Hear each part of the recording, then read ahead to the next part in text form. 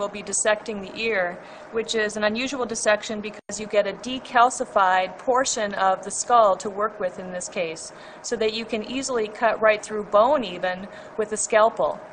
Now we're going to start externally dissecting portions of the external ear to approach the tympanic membrane. And here you can see the external ear, the auricle or the pinna of the ear. And the first step in the dissection really is to dissect down through the external auditory meatus. And we've already made these scalpel cuts through the anterior wall of the external auditory meatus, so we can simply pull this segment of tissue away. We've removed that anterior wall of the external auditory meatus, and now, as you look down into the depths of it, you can see the tympanic membrane right down in here. Very thin layer, which has actually got ectoderm, mesoderm, and endoderm layers forming it, and you probably can't quite see it, but the malleus, one of the middle ear bones, does attach directly to the tympanic membrane. So again, we see that at the depth of the external auditory meatus. Now we're looking at the ear specimen from the internal surface. So we've got the cranial cavity inside here. This is the petrous portion of the temporal bone, which surrounds the structures of the middle and inner ears.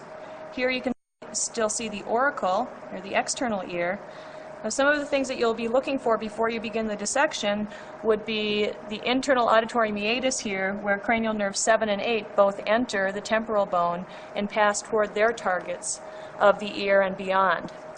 So what you want to do as you proceed with the dissection is to use a scalpel, again with the decalcified bone, and remove the roof over the internal auditory meatus, following cranial nerves 8 and cranial nerve 7 toward their respective targets, and we'll do that next. As we described, now we have removed the roof of the internal auditory meatus. We can see cranial nerve 7 here, and if I just reflect that for a moment, you can see the components of cranial nerve 8 as well. Now, because it's simpler, let's just start with cranial nerve 8. We don't have to follow it very far. As you can see, there are two branches here that are proceeding through the internal auditory meatus, and they will simply go off in their respective directions to innervate the cochlea and the semicircular canals, or the vestibular apparatus. You can see glimpses of these tiny special sensory structures as you're carving down through the petrous portion of the temporal bone.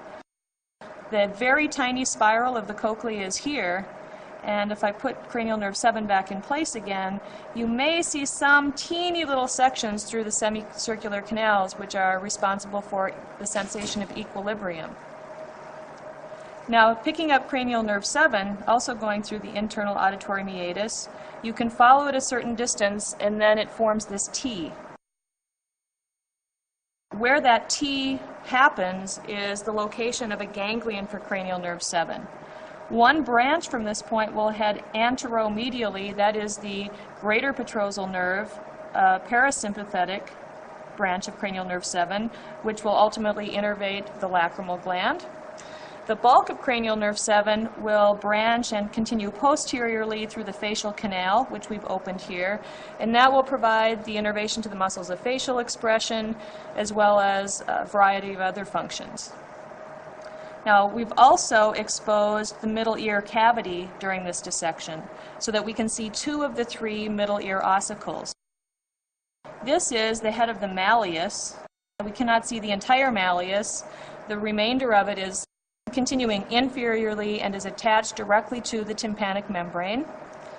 Right here is the joint between the malleus and the incus, the second of the three middle ear ossicles, both of those being derived from branchial arch 1. Now, it's much too deep and too small for us to show you the stapes, the third of the ossicles within the middle ear. Okay. Another structure that we can show you, however, is a small muscle that attaches to the malleus that helps to control the movement of these ossicles as they vibrate.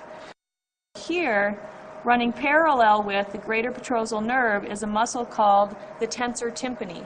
And its tendon will make a 90-degree bend and attach to the malleus to help reduce the vibration of the tympanic membrane when you hear very loud sounds.